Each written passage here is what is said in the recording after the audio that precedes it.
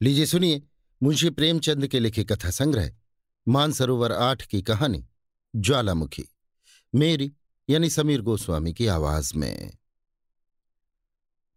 Degree लेने के बाद मैं नित्य लाइब्रेरी जाया करता, पत्रों या किताबों का अवलोकन करने के लिए नहीं। किताबों को तो मैंने छूने की कसम खा ली थी। जिस दिन गजट में अपना नाम देखा उसी दिन मिल और कैंट को उठाकर ताक पर रख दिया। मैं केवल अंग्रेजी पत्रों के वांटेड कॉलम को देखा करता। जीवन यात्रा की फिक्र सवार थी। मेरे दादा या परदादा ने किसी अंग्रेज को गदर के दिन में बचाया होता अथवा किसी इलाके का जमींदार होता तो कहीं नॉमिनेशन के लिए उद्योग करता, पर मेरे पास कोई सिफारिश न थी। शौक, कुत्ते बिल्लियों और मोटरों की मांग सबको थी, पर बीए पास का कोई पुरसा हाल न था। महीनों इसी तरह दौड़ते गुजर गए, पर अपनी रुचि के अनुसार कोई जगह न नजर आई। मुझे अक्सर अपने बीए होने पर क्रोध आता था। ड्राइवर, फायरमैन, मिस्त्री, खानसामा या बावर्ची होता तो मुझे इतने दिनों तक बेकार न बैठना पड़ता। एक दिन मैं चारपाई पर लेटा हुआ एक पत्र पढ़ रहा था कि मुझे एक मांग अपनी इच्छा के अनुसार दिखाई दी। किसी रईस को एक ऐसे प्राइवेट सेक्रेटरी की जरूरत थी जो विद्वान, रसिक, सहृदय और रूपवान हो। वेतन 1000 मासिक। मैं उछल पड़ा। कहीं मेरा भाग्य उदय हो जाता और ये पद मुझे मिल जाता तो जिंदगी चैन से कट जाती। उसी दिन मैंने अपना विनय पत्र अपने फोटो के साथ रवाना कर दिया, पर अपने आत्मीय गणों में किसी से इसका जिक्र न किया कि कहीं लोग मेरी हंसी न उड़ाए। मेरे लिए 30 रुपये मासिक भी बहुत थे। 1000 कौन देता? पर दिल से ये ख्याल दूर न होता। बैठे बैठे शेख चिल्ली के मंसूबे बांधा करता, फिर होश में आकर अपने को समझाता कि मुझ में ऐसे ऊंचे पद के लिए कौन सी योग्यता है। मैं अभी कॉलेज से निकला हुआ पुस्तकों का पुतला हूं, दुनिया से बेखबर। इस पद के लिए एक से एक विद्वान, अनुभवी पुरुष मुंह फैलाए बैठे होंगे। मेरे लिए कोई आशा नहीं। मैं रूपवान सही, सजीला सही, मगर ऐसे पदों के लिए केवल रूपवान होना काफी नहीं होता। विज्ञापन में इसकी चर्चा करने से केवल इतना अभिप्राय होगा कि कुरूप आदमी की जरूरत नहीं, और यही उचित भी है। बल्कि बहुत सजीलापन तो ऊंचे पदों के लिए कुछ शोभा नहीं देता। मध्यम श्रेणी का तोंद भरा हुआ शरीर, फूले हुए गाल और गौरवयुक्त वाक्य शैली, ये उच्च पदाधिकारियों के लक्षण हैं, और मुझे इनमें से एक भी मयस्सर नहीं। इसी आशा और भय में 1 सप्ताह गुजर गया, और अब मैं निराश हो गया। मैं भी कैसा ओछा हूं कि एक बेसिर पैर की बात के पीछे ऐसा फूल उठा। इसी को लड़कपन कहते हैं। जहां तक मेरा ख्याल है, किसी दिल्लगीबाज ने आज के शिक्षित समाज की मूर्खता की परीक्षा करने के लिए ये स्वांग रचा है। मुझे इतना भी न सूझा। मगर 8वें दिन प्रातःकाल तार के चपरासी ने मुझे आवाज दी। मेरे हृदय में गुदगुदी सी होने लगी। लपका हुआ आया, तार खोलकर देखा। लिखा था, स्वीकार है, शीघ्र आओ, ऐशगढ़। मगर ये सुख संवाद पाकर मुझे वो आनंद न हुआ जिसकी आशा थी। मैं कुछ देर तक खड़ा सोचता रहा। किसी तरह विश्वास न आता था। जरूर किसी दिल्लगीबाज की शरारत है, मगर कोई मुजायका नहीं। मुझे भी इसका मुंह तोड़ जवाब देना चाहिए। तार दे दूं कि 1 महीने की तनख्वाह भेज दो, आप ही सारी कलई खुल जाएगी। मगर फिर विचार किया, कहीं वास्तव में नसीब जागा हो तो उद्दंडता से बना बनाया खेल बिगड़ जाएगा। चलो दिल्लगी ही सही, जीवन में ये घटना भी स्मरणीय रहेगी। इस तिलिस्म को खोल ही डालूं। ये निश्चय करके तार द्वारा आने की सूचना दे दी और सीधे रेलवे स्टेशन पर पहुंचा। पूछने पर मालूम हुआ कि ये स्थान दक्षिण की ओर है। टाइम टेबल में उसका वृत्तांत विस्तार के साथ लिखा हुआ था। स्थान अति रमणीय है, पर जलवायु स्वास्थ्यकर नहीं। हाँ, हष्टपुष्ट नवयुवकों पर उसका असर शीघ्र नहीं होता। दृश्य बहुत मनोरम है, पर जहरीले जानवर बहुत मिलते हैं। यथासाध्य अंधेरी घाटियों में न जाना चाहिए। ये वृत्तांत पढ़कर उत्सुकता और भी बढ़ी।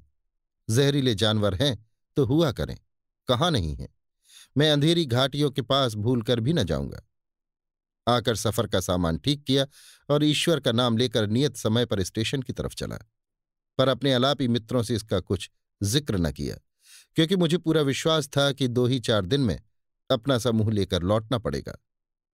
गाड़ी पर बैठा तो शाम हो गई। कुछ देर तक तो सिगार और पत्रों से दिल बहलाता रहा। फिर मालूम नहीं कब नींद आ गई। आंखें खुली और खिड़की से बाहर की तरफ झांका तो उषाकाल का मनोहर दृश्य दिखाई दिया। दोनों ओर हरे वृक्षों की ढकी हुई पर्वत श्रेणियां, उन पर चरती हुई उजली उजली गायें और भेड़ें सूर्य की सुनहरी किरणों में रंगी हुई बहुत सुंदर मालूम होती थीं। जी चाहता था कि कहीं मेरी कुटिया भी इन्हीं सुखद पहाड़ियों में होती तो जंगल के फल खाता, झरनों का ताजा पानी पीता और आनंद के गीत गाता। यकायक दृश्य बदला। एक विस्तृत झील दिखाई दी जिसमें कंवल खिले हुए थे। कहीं उजले उजले पक्षी तैरते थे और कहीं छोटी छोटी डोंगियां निर्बल आत्माओं के सदृश डगमगाती हुई चली जाती थीं। ये दृश्य भी बदला। पहाड़ियों के दामन में एक गांव नजर आया, झाड़ियों और वृक्षों से ढका हुआ, मानो शांति और संतोष ने यहां अपना निवास स्थान बनाया हो। कहीं बच्चे खेलते थे, कहीं गाय के बछड़े किलोल करते थे। फिर एक घना जंगल मिला। झुंड के झुंड हिरन दिखाई दिए, जो गाड़ी की हाहाकार सुनते ही चौकड़ियां भरते दूर भाग जाते थे। ये सब दृश्य स्वप्न के चित्रों के समान आंखों के सामने आते थे और एक क्षण में गायब हो जाते थे। इसमें एक अवर्णनीय शांतिदायिनी शोभा थी जिससे हृदय में आकांक्षाओं के आवेग उठने लगते थे। आखिर ऐशगढ़ निकट आया। मैंने बिस्तर संभाला। जरा देर में सिग्नल दिखाई दिया। मेरी छाती धड़कने लगी। गाड़ी रुकी। मैंने उतरकर इधर उधर देखा। कुलियों को पुकारने लगा कि इतने में 2 वर्दी पहने हुए आदमियों ने आकर मुझे सादर सलाम किया और पूछा, आप से आ रहे हैं ना? चलिए, मोटर तैयार है। मेरी बाँछें खिल गईं।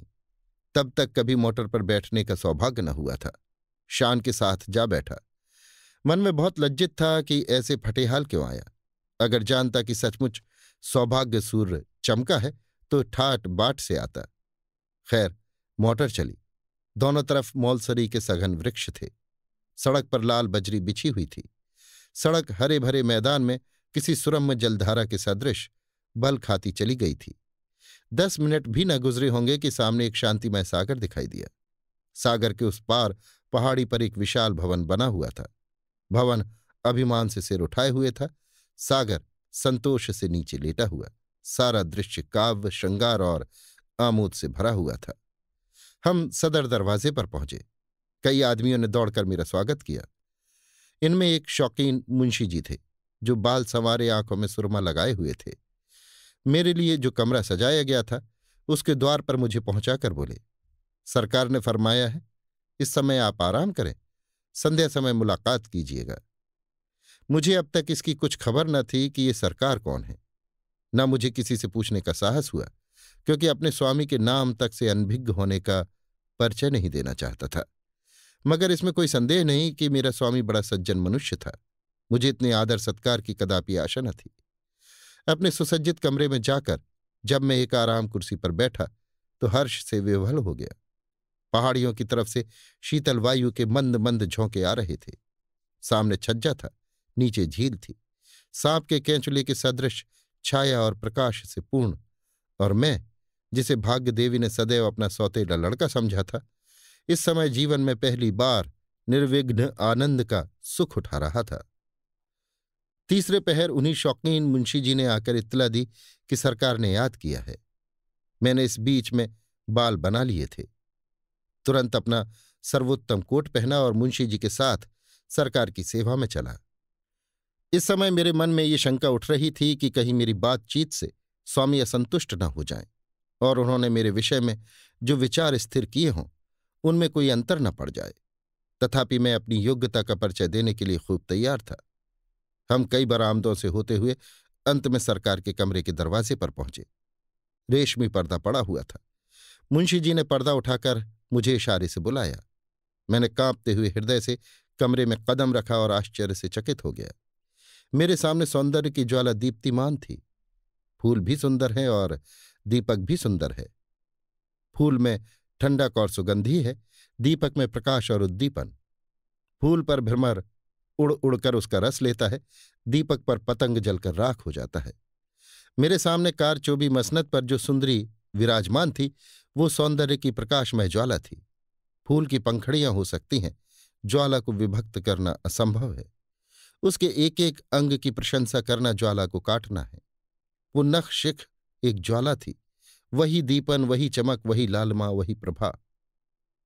कोई चित्रकार प्रतिभा सौंदर्य का इससे अच्छा चित्र नहीं खींच सकता था। रमणी ने मेरी तरफ वात्सल्य दृष्टि से देखकर कहा, आपको सफर में कोई विशेष कष्ट तो नहीं हुआ? मैंने संभल कर उत्तर दिया, जी नहीं, कोई कष्ट नहीं हुआ। रमणी, ये स्थान पसंद आया? मैंने साहसपूर्ण उत्साह के साथ जवाब दिया, ऐसा सुंदर स्थान पृथ्वी पर न होगा। हाँ, गाइड बुक देखने से विदित हुआ कि यहाँ का जलवायु जैसा सुखद प्रकट होता है, यथार्थ में वैसा नहीं। विषैले पशुओं की भी शिकायत थी। ये सुनते ही रमणी का मुखसूर कांतिहीन हो गया। मैंने तो ये चर्चा इसलिए कर दी थी जिससे प्रकट हो जाए कि यहाँ आने में मुझे भी कुछ त्याग करना पड़ा है, पर मुझे ऐसा मालूम हुआ कि इस चर्चा से उसे कोई विशेष दुख हुआ। पर क्षण भर में सूर्य मेघमंडल से बाहर निकल आया। बोली, ये स्थान अपनी रमणीयता के कारण बहुधा लोगों की आंखों में खटकता है। गुण का निरादर करने वाले सभी जगह होते हैं, और यदि जलवायु कुछ हानिकार हो भी तो आप जैसे बलवान मनुष्य को इसकी क्या चिंता हो सकती है? रहे विषैले जीव जंतु, वो आपके नेत्रों के सामने विचर रहे हैं। अगर मोर, हिरन और हंस विषैले जीव हैं तो निसंदेह यहां विषैले जीव बहुत हैं। मुझे संशय हुआ कि कहीं मेरे कथन से उसका चित्त खिन्न न हो गया हो। गर्व से बोला, गाइड बुकों पर विश्वास करना सर्वथा भूल है। इस वाक्य से सुंदरी का हृदय खिल गया। बोली, आप स्पष्टवादी मालूम होते हैं, और ये मनुष्य का एक उच्च गुण है। मैं आपका चित्र देखते ही इतना समझ गई थी। आपको ये सुनकर आश्चर्य होगा कि इस पद के लिए मेरे पास 1,00,000 से अधिक प्रार्थना पत्र आए थे। कितने ही एमए थे, कोई डीएससी था, कोई जर्मनी से पीएचडी की उपाधि प्राप्त किए हुए था। मानो यहां मुझे किसी दार्शनिक विषय की जांच करानी थी। मुझे अब की ये अनुभव हुआ कि देश में उच्च शिक्षित मनुष्यों की इतनी भरमार है। कई महाशयों ने स्वरचित ग्रंथों की नामावली लिखी थी। मानो देश में लेखकों और पंडितों ही की आवश्यकता है। कालगति का लेश मात्र भी परिचय नहीं है। प्राचीन कर्म कथाएं केवल अंधभक्तों के रसास्वादन के लिए ही हैं, उनसे और कोई लाभ नहीं है। ये भौतिक उन्नति का समय है। आजकल लोग भौतिक सुख पर अपने प्राण अर्पण कर देते हैं। कितने ही लोगों ने अपने चित्र भी भेजे थे। कैसी कैसी विचित्र मूर्तियां थीं जिन्हें देखकर घंटों हंसिए। मैंने उन सभी को एक एल्बम में लगा लिया है, और अवकाश मिलने पर जब हंसने की इच्छा होती है तो उन्हें देखा करती हूं। मैं उस विद्या को रोग समझती हूं जो मनुष्य को वनमानुष बना दे। आपका चित्र देखते ही आंखें मुग्ध हो गई। तत्क्षण आपको बुलाने का तार दे दिया। मालूम नहीं क्यों अपने गुण स्वभाव की प्रशंसा की अपेक्षा हम अपने बाह्य गुणों की प्रशंसा से अधिक संतुष्ट होते हैं, और एक सुंदरी के मुख कंठ से तो वो चलते हुए जादू के समान है। बोला, यथासाध्य आपको मुझसे असंतुष्ट होने का अवसर न मिलेगा। सुंदरी ने मेरी ओर प्रशंसापूर्ण नेत्रों से देखकर कहा, इसका मुझे पहले ही से विश्वास है। आइए अब कुछ काम की बातें हो जाएं। इस घर को आप अपना ही समझिए और संकोच छोड़कर आनंद से रहिए। मेरे भक्तों की संख्या बहुत है। वो संसार के प्रत्येक भाग में उपस्थित हैं और बहुधा मुझसे अनेक प्रकार की जिज्ञासा किया करते हैं। उन सबको मैं आपके सुपुर्द करती हूं। आपको उनमें भिन्न भिन्न स्वभाव के मनुष्य मिलेंगे। कोई मुझसे सहायता मांगता है, कोई मेरी निंदा करता है, कोई सराहता है, कोई गालियां देता है। इन सब प्राणियों को संतुष्ट रखना आपका काम है। देखिए, ये आज के पत्रों का ढेर है। एक महाशय कहते हैं, बहुत दिन हुए आपकी प्रेरणा से मैं अपने बड़े भाई की मृत्यु के बाद उनकी संपत्ति का अधिकारी बन बैठा था। अब उनका पुत्र वयस प्राप्त कर चुका है और मुझसे अपने पिता की जायदाद लौटाना चाहता है। इतने दिनों तक उस संपत्ति का उपभोग करने के पश्चात अब उसका हाथ से निकलना अखर रहा है। आपकी इस विषय में क्या सम्मति है? इनको उत्तर दीजिए कि इस कूटनीति से काम लो। अपने भतीजे को कपट प्रेम से मिला लो, और जब वो निशंक हो जाए तो उससे एक सादे स्टाम्प पर हस्ताक्षर करा लो। इसके पीछे पटवारी और अन्य कर्मचारियों की मदद से इसी स्टाम्प पर जायदाद का बेनामा लिखा लो। यदि एक लगाकर 2 मिलते हो तो आगा पीछा मत करो। ये उत्तर सुनकर मुझे बड़ा कौतूहल हुआ। नीति ज्ञान को धक्का सा लगा। सोचने लगा, ये रमणी कौन है और क्यों ऐसे अनर्थ का परामर्श देती है? ऐसे खुल्लम खुल्ला तो कोई वकील भी किसी को ये राय न देगा। उसकी ओर संदेहात्मक भाव से देखकर बोला, ये तो सर्वथा न्याय विरुद्ध प्रतीत होता है। कामनी खिलखिलाकर हंस पड़ी और बोली, न्याय की आपने भली कही। ये केवल धर्मांध मनुष्यों के मन का समझौता है। संसार में इसका अस्तित्व नहीं। बाप ऋण लेकर मर जाए, लड़का कौड़ी कौड़ी भरे। विद्वान लोग इसे न्याय कहते हैं, मैं घोर अत्याचार समझती हूं। इस न्याय के पर्दे में गांठ के पूरे महाजन की हेकड़ी साफ झलक रही है। एक डाकू किसी भद्र पुरुष के घर में डाका मारता है, लोग उसे पकड़कर कैद कर देते हैं। धर्मात्मा लोग इसे भी न्याय कहते हैं, किंतु यहां भी वही धन और अधिकार की प्रचंडता है। भद्र पुरुष ने कितने ही घरों को लूटा, कितनों ही का गला दबाया और इस प्रकार धन संचय किया। किसी को भी उन्हें आंख दिखाने का साहस न हुआ। डाकू ने जब उनका गला दबाया तो वो अपने धन और प्रभुत्व के बल से उस पर वज्र प्रहार कर बैठे। मैं इसे न्याय नहीं कहती। संसार में धन, छल, कपट, धूर्तता का राज्य है। यही जीवन संग्राम है। यहां प्रत्येक साधन जिससे हमारा काम निकले, जिससे हम अपने शत्रुओं पर विजय पा सके, न्यायानुकूल और उचित है। धर्मयुद्ध के दिन अब नहीं रहे। ये देखिए, ये एक दूसरे सज्जन का पत्र है। वो कहते हैं, मैंने प्रथम श्रेणी में एमए पास किया, प्रथम श्रेणी में कानून की परीक्षा पास की, पर अब कोई मेरी बात भी नहीं पूछता। अब तक ये आशा थी कि योग्यता और परिश्रम का अवश्य ही कुछ फल मिलेगा, पर 3 साल के अनुभव से ज्ञात हुआ कि ये केवल धार्मिक नियम है। 3 साल में घर की पूंजी भी खा चुका। अब विवश होकर आपकी शरण लेता हूं। मुझ हतभाग्य मनुष्य पर दया कीजिए और मेरा बेड़ा पार लगाइए। इनको उत्तर दीजिए कि जाली दस्तावेज बनवाइए और झूठे दावे चलाकर उनकी डिग्री करा लीजिए। थोड़े ही दिनों में आपका क्लेश निवारण हो जाएगा। ये देखिए, एक सज्जन और कहते हैं, लड़की सयानी हो गई है। जहां जाता हूं लोग दहेज की गठरी मांगते हैं। यहां पेट की रोटियों का भी ठिकाना नहीं। किसी तरह भलमनसी निभा रहा हूं। चारों ओर निंदा हो रही है। जो आज्ञा हो उसका पालन करूं। इन्हें लिखिए, कन्या का विवाह किसी बुढ़े खुर्राट सेठ से कर दीजिए। वो दहेज लेने की जगह कुछ उल्टे और दे जाएगा। अब आप समझ गए होंगे कि ऐसे जिज्ञासुओं को किस ढंग से उत्तर देने की आवश्यकता है। उत्तर संक्षिप्त होना चाहिए। बहुत टीका टिप्पणी व्यर्थ होती है। अभी कुछ दिनों तक आपको ये काम कठिन जान पड़ेगा, पर आप चतुर मनुष्य हैं। शीघ्र ही आपको इस काम का अभ्यास हो जाएगा। तब आपको मालूम होगा कि इससे सहज और कोई काम नहीं है। आपके द्वारा सैकड़ों दारुण दुख भोगने वालों का कल्याण होगा और वो आजन्म आपका यश गाएंगे।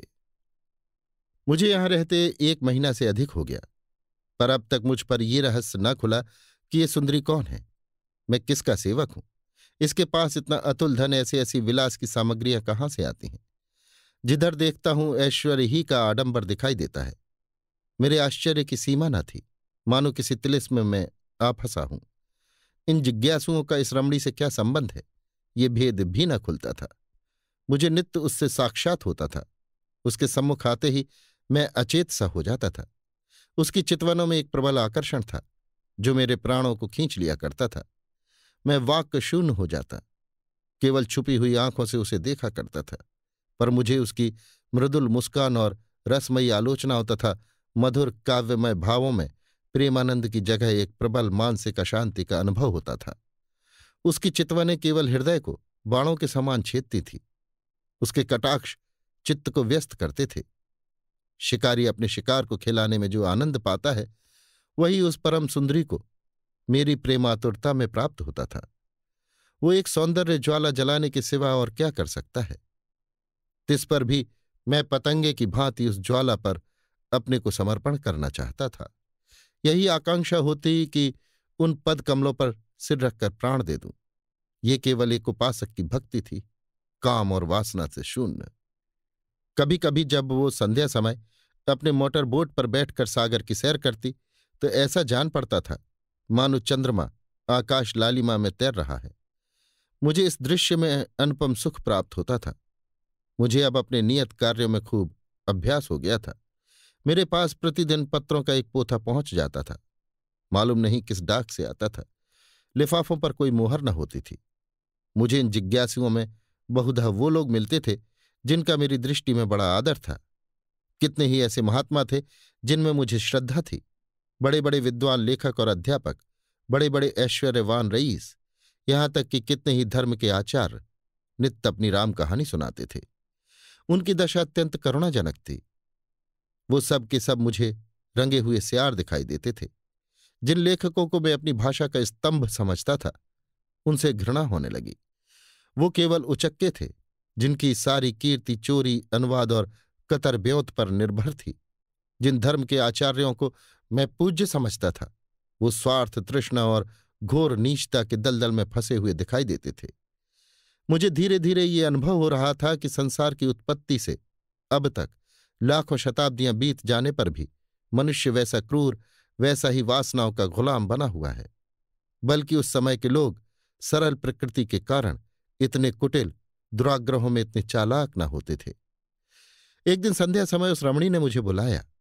मैं अपने घमंड में ये समझता था कि मेरे बांकपन का कुछ न कुछ असर उस पर भी होता है। अपना सर्वोत्तम सूट पहना, बाल संवारे और विरक्त भाव से जाकर बैठ गया। यदि वो मुझे अपना शिकार बनाकर खेलती थी, तो मैं भी शिकार बनकर उसे खेलाना चाहता था। ज्यों ही मैं पहुंचा, उस लावण्यमयी ने मुस्कुराकर मेरा स्वागत किया, पर मुखचंद्र कुछ मलिन था। मैंने अधीर होकर पूछा, सरकार का जी तो अच्छा है? उसने निराश भाव से उत्तर दिया, जी हां, 1 महीने से एक कठिन रोग में फंस गई हूं। अब तक किसी भांति अपने को संभाल सकी हूं, पर अब रोग असाध्य होता जाता है। उसकी औषधि एक निर्दय मनुष्य के पास है। वो मुझे प्रतिदिन तड़पते देखता है, पर उसका पाषाण हृदय जरा भी नहीं पसीजता।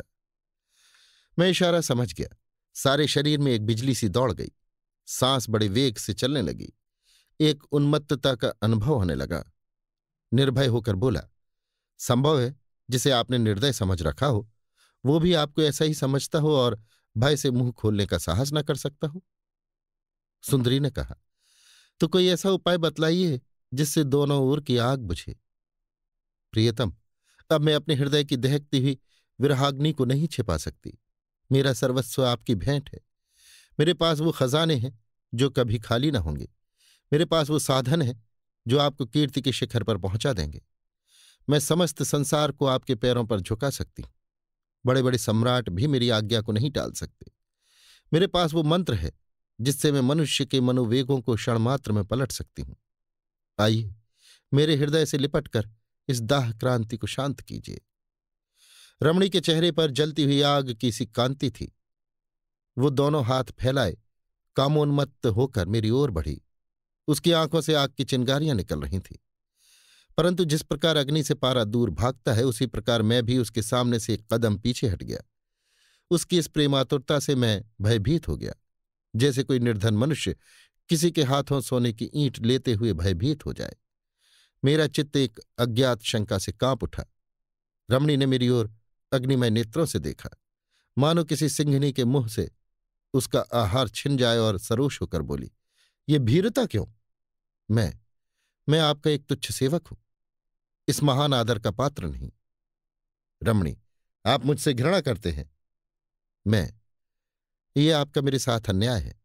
मैं इस योग्य भी तो नहीं कि आपके तलुओं को आंखों से लगाऊं। आप दीपक हैं, मैं पतंग हूं। मेरे लिए इतना ही बहुत है। रमणी नैराश्यपूर्ण क्रोध के साथ बैठ गई और बोली, वास्तव में आप निर्दयी हैं। मैं ऐसा न समझती थी। आप में अभी तक अपनी शिक्षा के कुसंस्कार लिपटे हुए हैं। पुस्तकों और सदाचार की बेड़ी आपके पैरों से नहीं निकली। मैं शीघ्र ही अपने कमरे में चला आया, और चित्त के स्थिर होने पर जब मैं इस घटना पर विचार करने लगा, तो मुझे ऐसा मालूम हुआ कि मैं अग्निकुंड में गिरते गिरते बचा। कोई गुप्त शक्ति मेरी सहायक हो गई। ये गुप्त शक्ति क्या थी? मैं जिस कमरे में ठहरा हुआ था, उसके सामने झील के दूसरी तरफ एक छोटा सा झोपड़ा था। उसमें एक वृद्ध पुरुष रहा करते थे। उनकी कमर झुक गई थी, पर चेहरा तेजमय था। वो कभी कभी इस महल में आया करते थे। रमणी न जाने क्यों उनसे घृणा करती थी। मन में उनसे कुछ डरती थी। उन्हें देखते ही घबरा जाती, मानो किसी असमंजस में पड़ी हुई है। उसका मुख फीका पड़ जाता। जाकर अपने किसी गुप्त स्थान में मुंह छिपा लेती। मुझे उसकी ये दशा देखकर कौतूहल होता था। कई बार उसने मुझसे उनकी चर्चा की थी, पर अत्यंत अपमान के भाव से वो मुझे उनसे दूर दूर रहने का उपदेश दिया करती, और यदि कभी मुझे उनसे बातें करते देख लेती तो उसके माथे पर बल पड़ जाते थे। कई कई दिनों तक मुझसे खुलकर न बोलती थी। उस रात को मुझे देर तक नींद नहीं आई। उधेड़ बुन में पड़ा हुआ था। कभी जी चाहता, आओ आंखें बंद करके प्रेम रस पान करें, संसार के पदार्थों का सुख भोगें। जो कुछ होगा देखा जाएगा। जीवन में ऐसे दिव्य अवसर कहाँ मिलते हैं। फिर आप मन कुछ खिंच जाता था, घृणा उत्पन्न हो जाती थी। रात के 10 बजे होंगे कि हठात मेरे कमरे का द्वार आप ही खुल गया और वही तेजस्वी पुरुष अंदर आए। यद्यपि मैं अपनी स्वामिनी के भय से उनसे बहुत कम मिलता था, पर उनके मुख पर ऐसी शांति थी और उनके भाव ऐसे पवित्र तथा कोमल थे कि हृदय में उनके सत्संग की उत्कंठा होती थी। मैंने उनका स्वागत किया और लाकर एक कुर्सी पर बैठा दिया।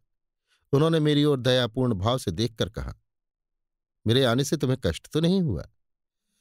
मैंने सिर झुकाकर उत्तर दिया, आप जैसे महात्माओं का दर्शन मेरे सौभाग्य की बात है।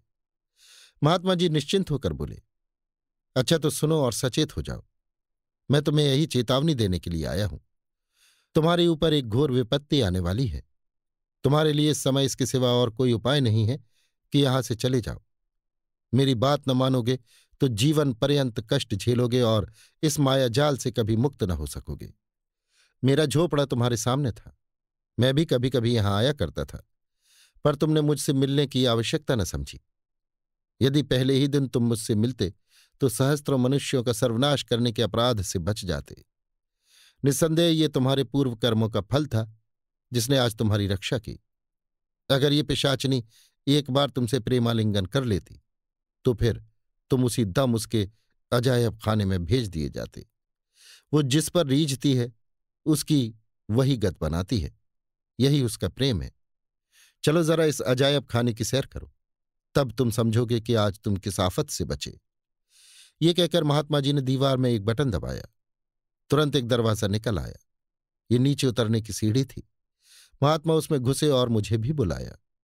घोर अंधकार में कई कदम उतरने के बाद एक बड़ा कमरा नजर आया। उसमें एक दीपक टिमटिमा रहा था। वहां मैंने जो घोर वीभत्स और हृदय विदारक दृश्य देखे, उनका स्मरण करके आज भी रोंगटे खड़े हो जाते हैं। इटली के अमर कवि डेंटी ने नरक का जो दृश्य दिखाया है, उससे कहीं भयावह, रोमांचकारी तथा नारकीय दृश्य मेरी आंखों के सामने उपस्थित था। सैकड़ों विचित्र देहधारी नाना प्रकार की अशुद्धताओं में लिपटे हुए भूमि पर पड़े कराह रहे थे। उनके शरीर मनुष्य कैसे थे, लेकिन चेहरों का रूपांतर हो गया था। कोई कुत्ते से मिलता था, कोई गीदड़ से, कोई बन बिलाव से, कोई सांप से। एक स्थान पर एक मोटा स्थूल मनुष्य एक दुर्बल शक्तिहीन मनुष्य के गले में मुंह लगाए उसका रक्त चूस रहा था। एक ओर 2 गिद्ध की सूरत वाले मनुष्य एक सड़ी हुई लाश पर बैठे उसका मांस नोच रहे थे। एक जगह एक अजगर की सूरत का मनुष्य एक बालक को निगलना चाहता था, पर बालक उसके गले में अटका हुआ था। दोनों ही जमीन पर पड़े छटपटा रहे थे। एक जगह मैंने एक अत्यंत पैशाचिक घटना देखी। 2 नागिन की सूरत वाली स्त्रियां एक भेड़िए की सूरत वाले मनुष्य के गले में लिपटी हुई उसे काट रही थीं। वो मनुष्य घोर वेदना से चिल्ला रहा था। मुझसे अब और न देखा गया। तुरंत वहां से भागा और गिरता पड़ता अपने कमरे में आकर दम लिया। महात्मा जी मेरे साथ चले आए। जब मेरा चित्त शांत हुआ तो उन्होंने कहा, तुम इतनी जल्द घबरा गए? अभी तो इस रहस्य का एक भाग भी नहीं देखा। यही तुम्हारी स्वामिनी के विहार का स्थान है और यही उनके पालतू जीव है। इन जीवों के पिशाच अभिनय देखने में उनका विशेष मनोरंजन होता है। ये सभी मनुष्य किसी समय तुम्हारे ही समान प्रेम और प्रमोद के पात्र थे, पर उनकी ये दुर्गति हो रही है। अब तुम्हें मैं यही सलाह देता हूं कि इसी दम यहां से भागो, नहीं तो रमणी के दूसरे वार से कदापि न बचोगे। ये कहकर वो महात्मा अदृश्य हो गए। मैंने भी अपनी गठरी बांधी और अर्धरात्रि के सन्नाटे में चोरों की भांति कमरे से बाहर निकला। शीतल आनंदमय समीर चल रही थी। सामने के सागर में तारे छिटक रहे थे। मेहंदी की सुगंधी उड़ रही थी। मैं चलने को तो चला, पर संसार सुख भोग का ऐसा सुअवसर छोड़ते हुए दुख होता था। इतना देखने और महात्मा के उपदेश सुनने पर भी चित्त उस रमणी की ओर खिंचता था। मैं कई बार चला, कई बार लौटा, पर अंत में आत्मा ने इंद्रियों पर विजय पाई।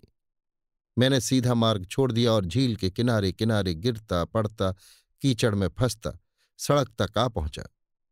यहां आकर मुझे एक विचित्र उल्लास हुआ, मानो कोई चिड़िया बाज के चंगुल से छूट गई हो।